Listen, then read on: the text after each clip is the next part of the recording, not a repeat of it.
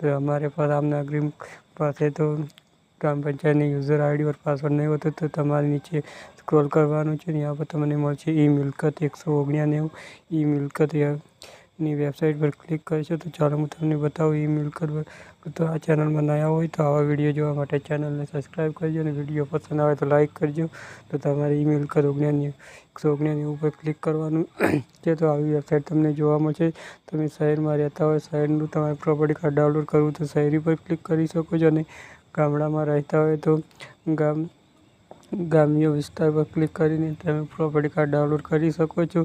Property card એ જ તમારું કરવેરાની પાવતી હોય છે. તો તમારે કરવેરાની પાવતીનો નંબર ના હોય તો તમે તમારા નામ પરથી ડાઉનલોડ કરી શકો છો. અને કેવી રીતના કરવું તો ચાલો હું તમને પ્રૂફ ગામ વિસ્તાર પર ક્લિક કરીને यहाँ પર તમે બહુ સારી તમારી જમીનનો રેકોર્ડ જોતો હોય તો પણ ડાઉનલોડ કરી શકો છો.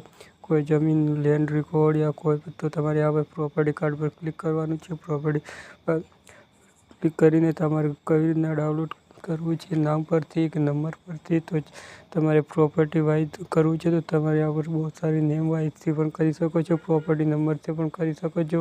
તો તમારી પાસે તો કરવેરાની પાવતીનો નંબર નહીં હોય તો તમારે પ્રોપર્ટી વાઇઝ પર ક્લિક કરવાનું છે. એના પર ક્લિક કરવાનું રહેશે. તો પછી તમારે આ પર ચાલો હું તમને બતાવું કે કેવી રીતના કરવાનું પ્રોપર્ટી વાઇઝ. તો તમારે આ પર ચાલો તો આ ચેનલને સબસ્ક્રાઈબ કરી લેજો. આવા